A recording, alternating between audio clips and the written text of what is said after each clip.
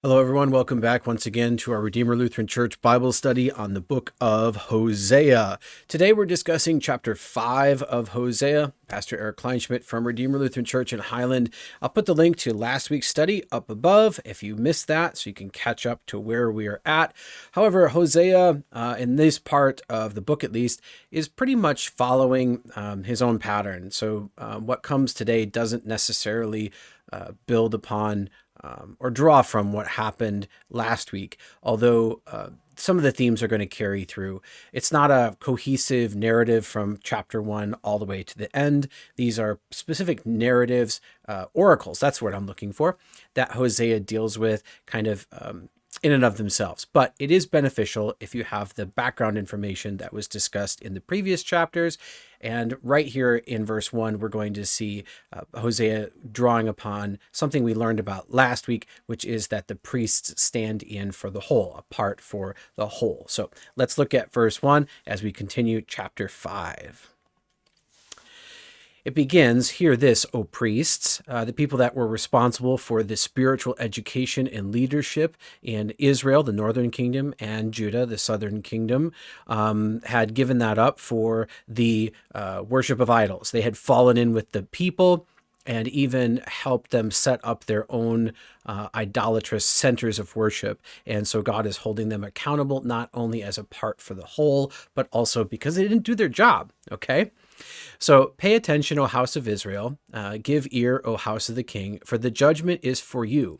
For you have been a snare at Mizpah and a net spread upon Tabor. Mizpah and Tabor were two places where pagan worship centers had been set up, particularly worshiping Baal, the idol Baal at Mizpah and Tabor. God says the revolters have gone deep into the slaughter, the rebellers. That word in Hebrew is kind of nebulous, but it means people that aren't doing the right thing and are kind of going their own way. They think they're going off to worship a stronger God, but the true God says, no, they're just going to their own death, their own slaughter. And he warns, I will discipline all of them. That's a pretty harsh word and fearful if you actually believe that God is real and he's saying that he's going to discipline his people. It's beneficial as we continue talking about Hosea to remember that this is the time of the divided kingdom. I'm going to bring up a map here for you. I know it's probably hard to see on your screen. I can enlarge it, but then it fills like the whole the whole thing. So down here we have Judah. And within Judah's boundaries, right here, kind of in the middle, we have Benjamin. And Benjamin is where the capital of Jerusalem is. And so Benjamin and Judah are the southern kingdom that were more faithful for more time, but they eventually fell as well. The northern kingdom, the northern 10 tribes are up here. Of them, Ephraim is the strongest, and it's also the closest to Benjamin and the capital. But Mount Tabor, just for reference, is up here. It's near Nazareth. I'm not sure if, there it is, Mount Tabor is up here. And that's one of the sites of the pagan worship of Baal that were just mentioned. So you can see that that's quite a ways. Dan is really right here. We see the tribal lands down here, but Dan is the tribe that's left out in the book of Revelation because they fall away to apostasy. All the invaders and every bad thing that came through this way, usually marching on the way down to Egypt, which is down here in your lower left, had to go through this land, and they usually came through Dan because of the way the geography is. They can either come down around the Mount Hermon here, and then down the wadi, the waterways, okay, all the way down here, and hop over, or they can go along the shoreline that's here. And so those are the two ways to really get through this area. But while those armies are marching through, of course, they're pillaging and taking what they need and conquering as they're going off to fight their other war. So Dan became known as the place of apostasy or danger or the coming wrath and judgment and destruction. And that's because everybody that came through here had to march through Dan. Assyria, that we're going to be talking about in this chapter is way up here to your upper right. It's off the side of our map. But again, they're going to come in this way and come down through Dan and then conquer everything as they do war with Egypt down here. So northern tribe up here, Ephraim is the strongest. Southern tribes, the two, Judah and Benjamin, are down here. They hold the capital of Jerusalem along with the temple. But the northern tribes set up their own worship centers, Mount Tabor, Dan, other places, to worship Baal. Okay? All right. So let's come back to our text. Let's see. I know Ephraim, and Israel is not hidden from me. So he's saying, I know what they've done. For now, O Ephraim, you have played the whore. Ephraim, the strongest tribe of the 10 in the north, stands in for the whole, just like the priests stood in for the whole. Again, this language of whoredom or harlotry. Hosea, of course, married a harlot. That was part of God's living out of his judgment and saying, this is what you've done to me. I've been a faithful husband to you, but you have gone off and found other gods to lie with. It's also because many of the pagan worship centers involve temple prostitution. And so it's not only a figurative thing, it's also a very literal act that God is talking about here. He says, because they have done this, Israel is defiled. So all of the northern tribe is defiled. The land bears the guilt of the people in it who are guilty. Their deeds do not permit them to return to their God, for the spirit of whoredom is within them, and they know not the Lord. All right, now this is kind of interesting as God talks about this, that their deeds, their sins, have sort of taken over their person, so that even though they knew the Lord, they were faithful, it's almost like it's this barrier now that they can't overcome. I would call this a hardening of the heart. This is what's described that Pharaoh does, although God owns it because he realizes that God has the power to zap Pharaoh and make him let his people go. But for whatever reason, he allows Pharaoh to have the free will to reject Moses' message, and Pharaoh hardens his heart. But God recognizes that he is ultimately responsible for everything, so he owns it even then. And the text says God hardened the heart of Pharaoh. God didn't cause that. He allowed Pharaoh to do it to himself. Okay, we need to keep that clear, because one of the foundations of Christian doctrine taken from the scriptures is that God is not the author of sin. He does not cause sin. Sin is a corruption of what God has made good. So God is not responsible for sin. It's not like God made good things and then he made bad things and he lets you choose. No. God made everything good. The rebellion against what God made good corrupts that. The devil didn't make anything new, okay? He simply corrupted what God had made good, and that's all that he can do, okay? Just as an aside, when the serpent comes to Eve, right, and he says, don't you realize that if you eat of this fruit, you will become like God, knowing the difference between good and evil? He offers Eve something that she thinks she doesn't have, okay? It's as if the devil says, I have this, and if you do, I'll give it to you, right? But he doesn't have anything.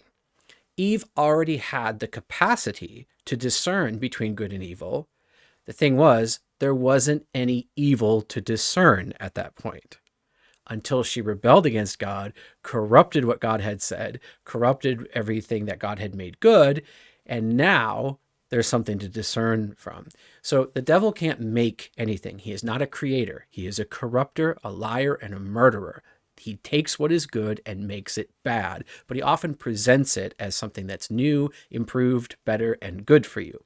Okay? So we keep that in mind. So God is not the author of sin, but God is ultimately responsible for everything that happens. So from time to time in the scriptures, God owns it, even though he's not the one who made it that way or caused it that way. We will see that here at the end of Hosea chapter 5. So let's lay that foundation. God is not the author of sin, but he is ultimately responsible for everything. So from time to time, he does take ownership of it. Okay?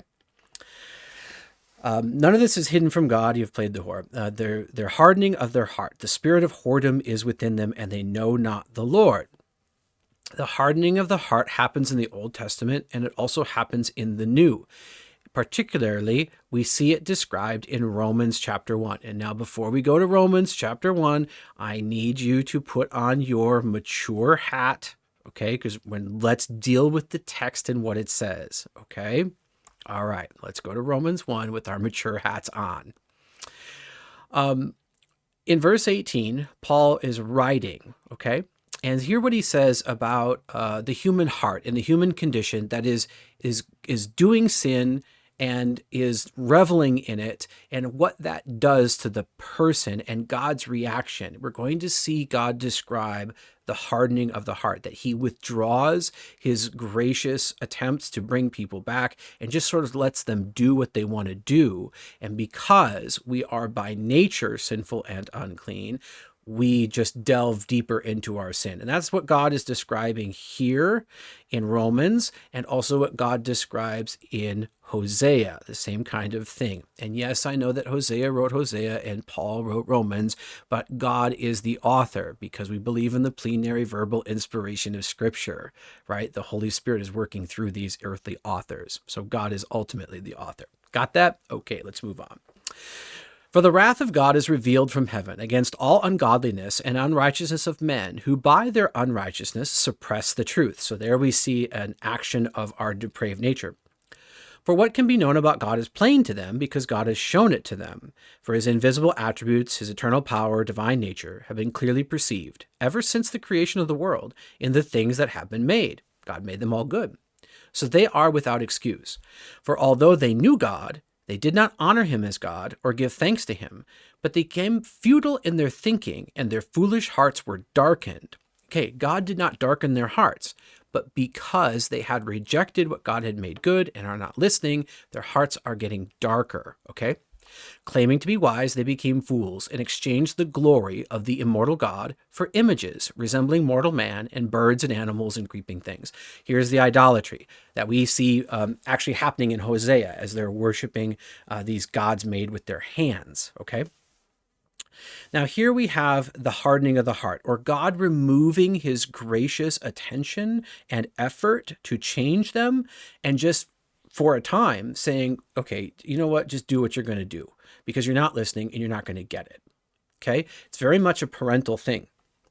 Verse 24, therefore God gave them up in the lusts of their hearts to impurity, to the dishonoring of their bodies among themselves, because they exchanged the truth about God for a lie, and worshipped and served the creature rather than the Creator, who is blessed forever. Amen. So God gave them up to their lust. He said, fine, you just got to do that.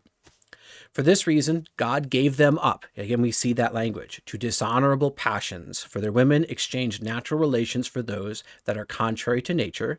And the men likewise gave up natural relations with women and were consumed with passion for one another, men committing shameless acts with men and receiving in themselves the due penalty for their error.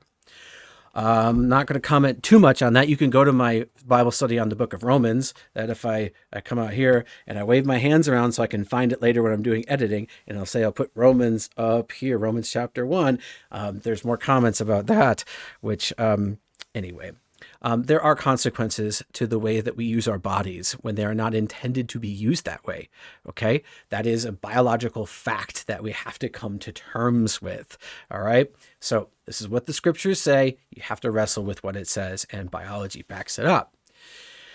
Men commit shameless acts with men, receive in themselves the due penalty for their error. And again, this is talking about a corruption of the way that God had made sexuality. And we see that, again, the devil doesn't create something new. He merely takes what is good and twists it and makes it off, okay? And that's the corruption. That's what sin is. God didn't create that. Human beings created that, okay? So God is not the author of sin.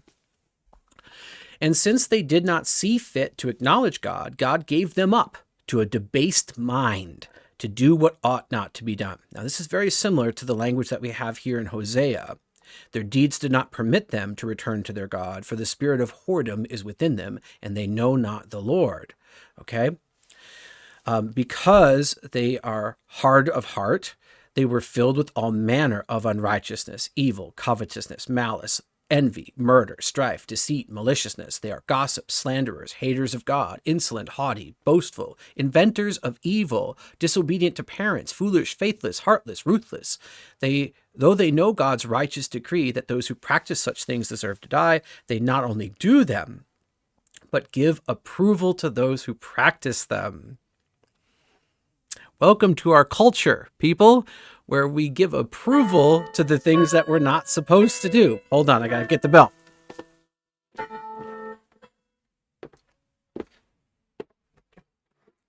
Oh, here come the dogs. You might hear our doggy choir. They know they're late.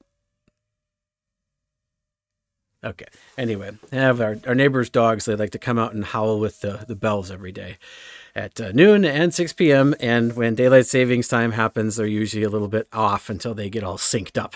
Anyway, that's what you're hearing in the background. I've been told that sometimes you can hear them. Anyway, those who are hard of heart because of their own actions of not listening to God and wanting to go after their sins become even deeper in it. And God sometimes says, okay, I'm through trying. I'm going to let you do this because you won't learn otherwise. That doesn't mean that God has cast them off forever, because people who say, I don't believe in God, I don't want to live my life as a Christian anymore, I want to do what I want to do. And even if God allows them to do that for a time, they generally don't remain that way. God continues to send them people in their lives that say, hey, do you want to come to church with me? And keeps sending these opportunities and these situations that remind them of what the truth. And the Holy Spirit continues to work on them. God doesn't give up on any of them. But for a time, he may say, you know what, go off and do what you want to do. Once you've seen the futility of it, then you'll be ready to talk to me. Okay. So again, that parental kind of thing where you get frustrated with your children because they just won't listen and they just don't learn. They need to experience it for themselves. And that hurts and pains you as a parent because you would love to see them spared from that. But there's no other way to go through life than to learn this way. I'm not saying that we need to try out sin because that's just what we do. Just giving you sort of a simile in life. This is very parental on God's on behalf. Okay, so their deeds change their heart, and so that's what we see in Hosea. Their deeds do not permit them to return to their God. They don't want to. The spirit of whoredom is within them. They're lustful for what they're doing. They like it. And they know not the Lord. Okay. The pride of Israel testifies to his face. Okay. To do something in God's face. Okay. And Israel's pride, their love of the spirit of whoredom, their deeds, their evil deeds, their concupiscence, their lust for sin. They're living out in the face of God. They set up their own temples. They don't do what God has said. They celebrate things that are wrong. They proclaim that to be good, all of these things, this very pride. And you know what pride is all about? Pride goes before the fall, right? And so here we have the fall. Israel and Ephraim, so the northern tribes, kingdom, Israel, the northern kingdom, and the strongest of the northern kingdom tribes, Ephraim, shall stumble in his guilt. Remember last chapter, we talked about stumbling under the weight of God's judgment, that the prophets, priests, and kings can't provide relief. Again, it points ahead to Jesus. That's last chapter of Hosea. But here again, we see that word stumble. It's the last word in Hosea. Just fun fact. Judah, unfortunately, will stumble with them. So if we go back to our map, so here we have the northern tribes, Ephraim being the strongest. And so they're stumbling under their weight and under their sin and under their worship of Baal. And we would love Judah and Benjamin to remain strong and worship the true God.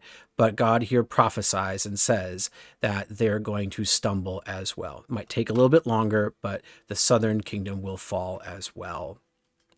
With their flocks and the herds, they shall go to seek the Lord. So they're going to realize something is wrong. And here we have the scariest part of this whole prophecy. They will not find him. He has withdrawn from them. So even after Israel and Judah discover their need for God, because they have lived out their sin, they recognize that it's futile, and they need to return to the Lord, they are going to go out into the wilderness to seek him. But he will not be found. This is different than God saying, like, okay, you want to sin, I'm going to let you go do that, and then I'm going to be here when you're done, okay? God is so angry that he says, you know what? You go off and sin, do what you're going to do. When you come back, I'm not going to be here. That is a much more frightening judgment, and God levels it here in Hosea. This isn't the only place where God talks about being absent. He does it throughout Scripture. Another place here is in Isaiah 55. Isaiah 55, what is it? Verse 6. Here we are. Isaiah 55, verse 6. Seek the Lord while he may be found. Call upon him while he is near. All right. Now that's a positive verse. But when we look at it, it says, while he may be found, while he is near, implies that there will be a time when he moves on. Okay? Martin Luther described this as the rain cloud of the gospel is how Martin Luther described it. That rain cloud, it's over a certain area and it rains, and that place produces fruit and it's healthy, right? But the rain cloud then moves on for a time. So you don't just have constant rain. So this is one of the ways that God speaks about his attention, and it's coupled with his hardening of heart and all of that sort of stuff. Seek the Lord while he may be found. Okay. Interesting thing about this verse, seek the Lord. If we say, well, where is the Lord to be found? He promises to be in his word, where it is read and is where sacraments are administered. Where does that happen? Happens in church every Sunday. Seek the Lord where it may be found. Go to church. That's where you'll find him. That's where he's promised to be. For the longest time, he promised to be in the Holy of Holies, in the tabernacle and in the temple, right? Behind the curtain, above the Ark of the Covenant. That's where he was. When Jesus dies, okay, and that temple is destroyed, the temple of his body, the curtain is ripped in two, right?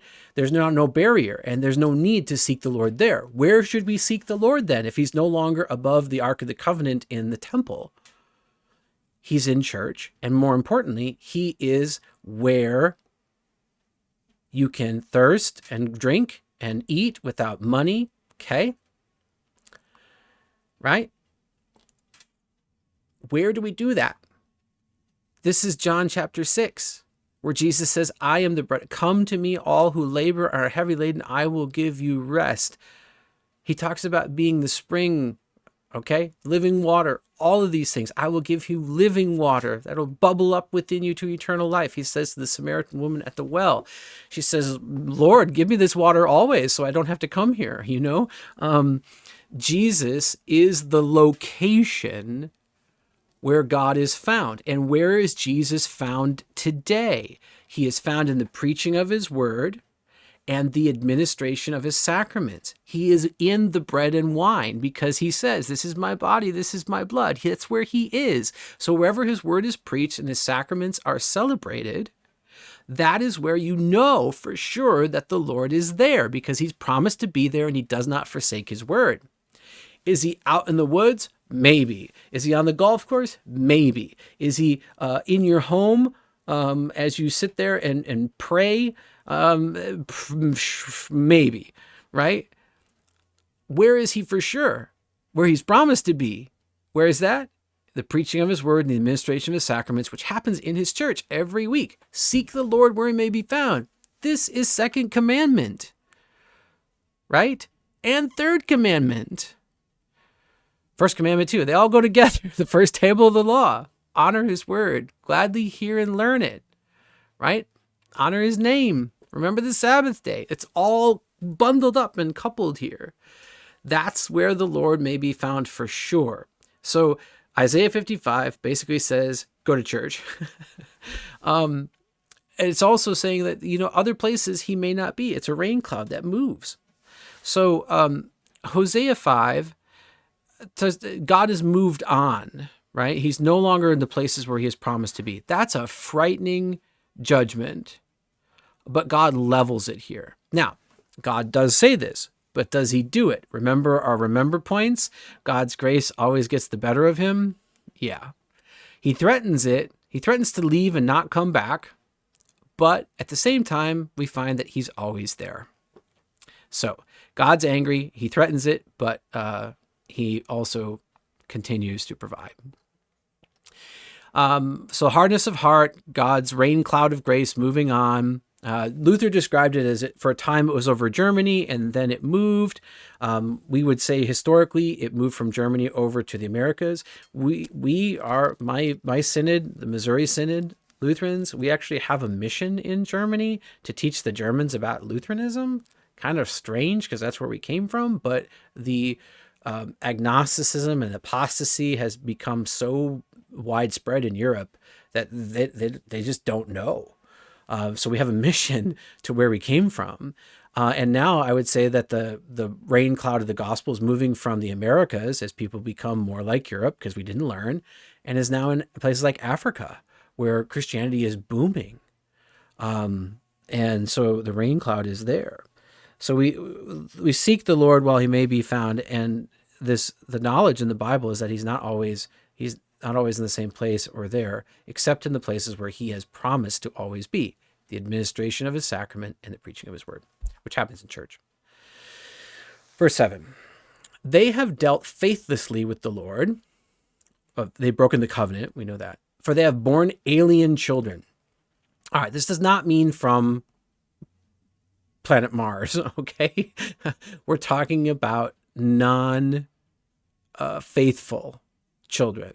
So not just outside of the Jewish heritage, as they were told not to intermarry with the pagans around them, but we're also just saying children that God doesn't know. They're not of the promise that God included to Abraham because they don't have the faith anymore. They have borne alien children. Now the new moon shall devour them with their fields. This is kind of funny, actually. So I love astronomy. If you've watched this channel, you probably know that. The new moon is that time between the phases when you can't see the moon because the earth is in the way.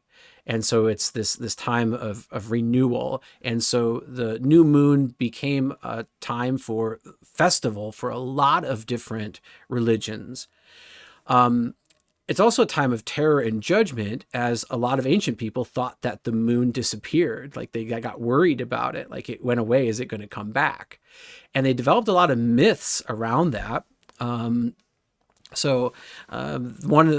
of those myths involve a divine creature, like a dragon or a wolf or something that actually eats the moon, and that's why you can't see it. And so every cycle, the dragon comes and eats the moon, and then it starts coming back. So it's a symbol of rebirth and resurrection and all that sort of stuff. But during the time of the new moon, it's kind of terrifying, and so it often involves judgment and darkness and all of that. So it's kind of interesting to me that God uses these new moon and shall devour them.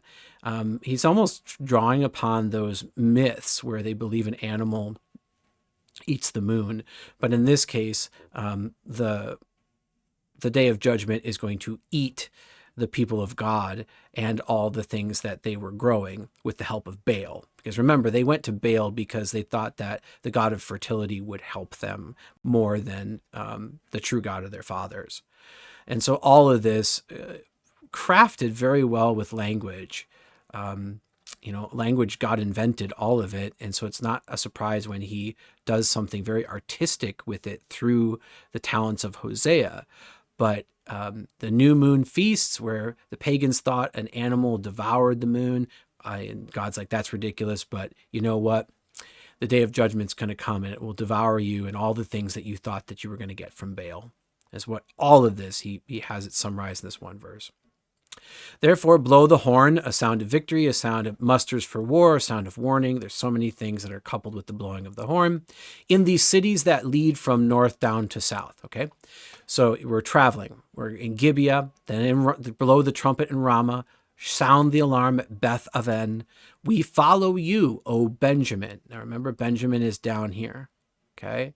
So we're traveling down this way as we go. So sound the horn. We're all going south.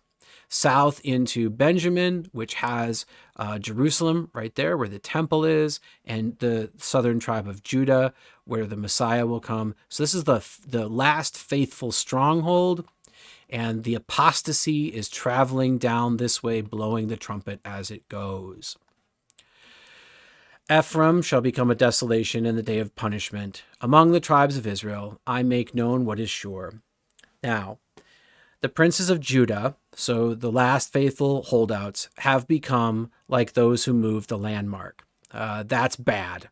That's in Deuteronomy, what are we in here? 19. Deuteronomy 19:14, where God forbids you from moving landmarks. You shall not move your neighbor's landmark, which the men of old have set, in the inheritance that you will hold in the land that the Lord your God is giving you to possess. God gave them portions of land. That's what these areas are. When he brought the people out of Egypt, brought them into the promised land, and he gave each tribe their own land, and then set rules about what you could do with that land. You couldn't sell it outside of your tribe because it had to belong to your tribe. It was God's gift to you, and you had to maintain it. And so even if there was a person who got married and couldn't have an heir to inherit the land, and so we don't want Dan to eat up part of Ephraim because the guy on the border didn't have any kids. The man's brothers had to marry his widow and produce heirs for him to inherit it. Okay, that's Levirate marriage, and it primarily revolved around keeping the land in the families that God had given it to when they came into the promised land from Egypt. That's what all of these are, okay? That's why they have this land.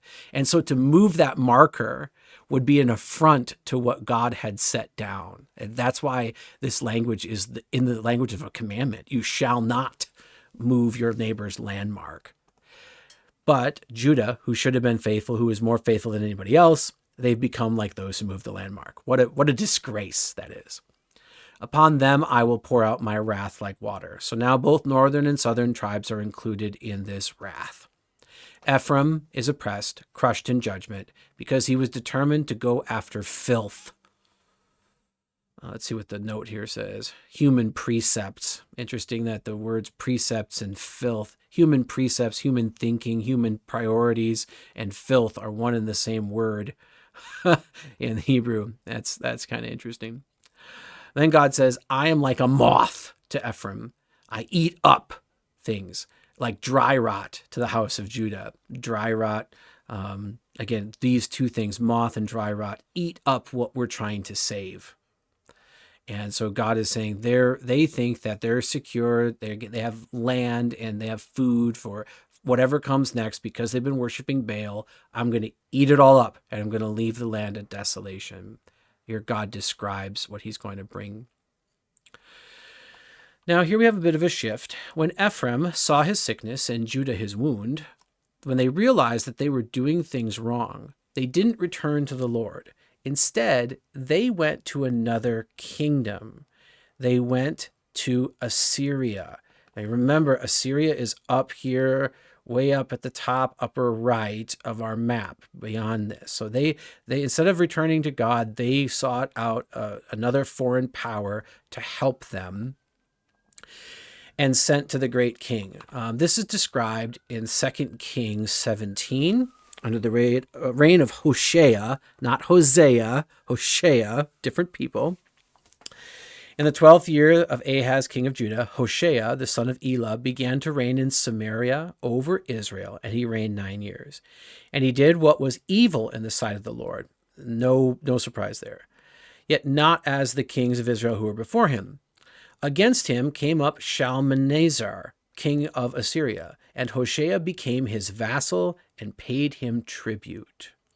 At different times, Israel sought out the help of Assyria and other world powers as they tried to play in politics, and instead of just trusting in the Lord their God. And every time they end up regretful of that decision because it proves to not work out in the long run for them. And it's all a method to teach them, like, you should just trust God and not try to put your faith in these human powers. The fall of Israel under Hosea, the 9th year, Assyria captured Samaria, and he carried the Israelites away into Assyria. So we have that captivity. They're going into exile because of their idolatry. They served idols. We talked about that. Down here, this is where you get Samaritans from. And this is why the Samaritans and the Jews don't get along in the time of Jesus. The king of Assyria brought people from Babylon, Cutha, Ava, Hamath, and Sepharvaim,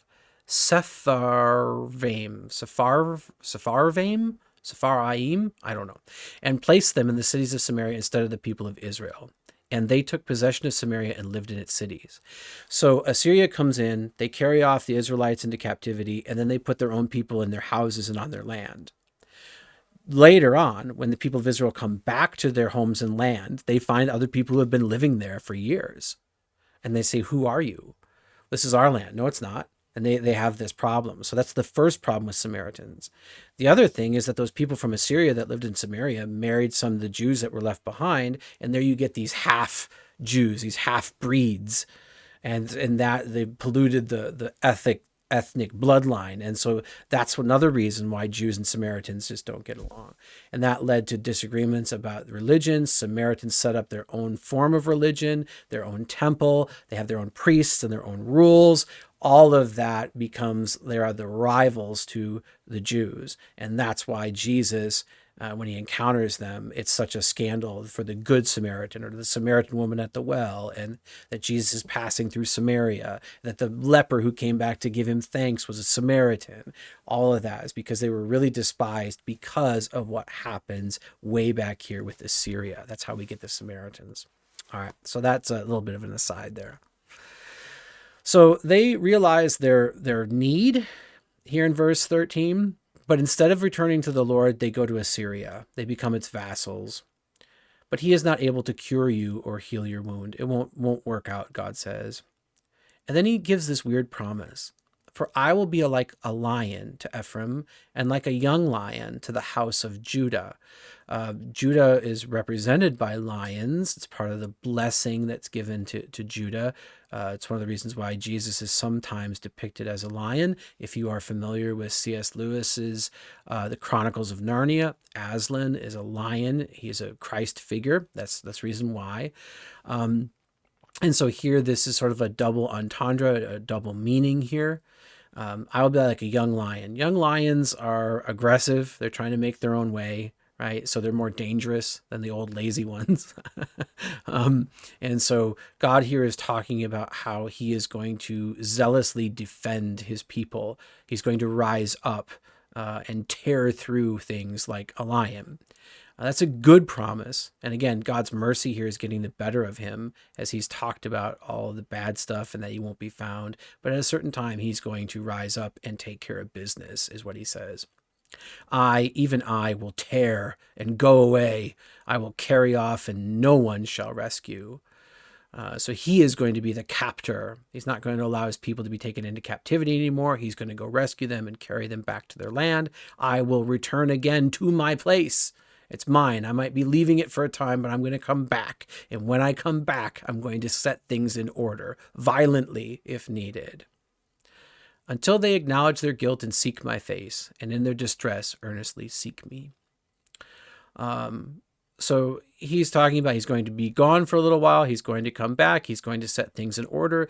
The chapter or verses 14 and 15, I really think are sort of positive. It's an example of God's mercy coming back around, even though it doesn't sound very merciful. But God is talking about a rescue. And so Jesus on the cross, the Lion of Judah, he leads the devil captive. You'll see that in hymnody. That's kind of what the image that we get here, that God is going to rescue his people and he's going to bring them back. He's going to have a captivity of his own, but they're going to be captive to the right place and the right God at the right time. However, that's not just yet, is what God is saying. And right now, Israel and Judah haven't really recognized their need. And so they're going to go the way of their heart, their hardness of heart. God is going to let them do that. They're going to realize their futility, but they're not going to seek out the right remedy for that. So they really haven't quite learned their lesson. And so God will not be found as they're seeking him. All very dismal prophecies. But then we come back and he says, but at the right time, I will rise up like a lion and I'll go and tear through our enemies and I'll bring you back home. That's a comforting realization, but it's all steeped in this violence. Kind of similar to the life of the church and where Christians are today. So we have the promises of God. We don't often listen to them. We go off seeking our own ways and worshiping our own idols, even though we have the word. We have false prophets and false teachers. We're beset on every side with the devil, who is trying to stamp out everything that we have to say and doesn't want us to follow Jesus. But we know that Jesus will come again. The Lion of Judah will rouse himself and he will return. And the revelation to St. John is couched in a lot of violence. And so we see this, that I will tear and go away. I will carry off, God says, like a young lion. He's just going to tear through things. And that's kind of depicted there in Revelation. Jesus comes with great power, and that causes great terror. But for those of us who know that he's coming for us, it's not terrifying. It's vindicating. It is refreshing. Like, I've been in captivity and these people have been mean to me. And now my hero is here and he is slaughtering my enemies left and right. And he's going to put me on his shoulder and carry me home. That's not a terrifying thing. That's a cheering thing. So that's sort of the imagery that we have here in Hosea. He's not only talking about the Assyrian captivity that's about to happen, he's talking about the captivity that we live in today. So remember those parallel timelines, that there's a sort of immediate fulfillment in the life of the prophet and the generations of people that he is speaking to, but there's also an end time fulfillment that we are looking forward to and living in right now. And they run parallel. And most of the apocalyptic literature that we have has those two parallel lines running. Okay, so we can look at the destruction of the temple in 70 AD as a real event that happened, or the Babylonian captivity that God prophesies about, and the return and during Ezra and Nehemiah. And we can see all that as an immediate short-term fulfillment of what God had prophesied, but we can also see that he's always talking also about the end of time, and sort of they inform each other in that way. So just keep that in mind as you do Bible study and you come to these revelatory passages and this apocalyptic literature that is all through it. So interesting stuff as God talks about what's happening to his people. And we see that there is the gradual spread of the apostasy and the adultery, the spiritual adultery, the idolatry that is happening up here and now is coming down to Benjamin and Judah. And they hold out longer, but not long enough. And God is saying, I'm going to just wreck all of it. Okay, we're just going to wipe it clean. Kind of the same language that I used with the flood. But even in that judgment, he saves a faithful remnant. And he does promise deliverance. And that is a theme that runs through the whole Old Testament and New, and that we live in today. So don't be surprised that the world around us seems to be going to hell in a handbasket, that there are people calling what is good evil and what is evil good. God told us that will happen. God told us that the church will continue to diminish and grow smaller. However, he also promises that it will never be stamped out. Even the gates of hell shall not prevail against the preaching of God's word and the administration of his sacraments. Those things will continue, even if they have to continue in hiding, as they did at certain times in human history already. Because those are the places where God has promised to be found, and we may seek him. We might just have to go a little bit further and risk a little bit more, but God is still there as he promised, and he will save a faithful remnant until he comes again in glory, and we see the deliverance that he has promised come to fulfillment and fruition. So that is our study of Hosea chapter 5. A lot going on, a terrible vision, but again, we see God's mercy getting the better of his wrath. So hope you enjoyed our study. Thank you for studying along with me. God's blessings to you, and we'll see you next week.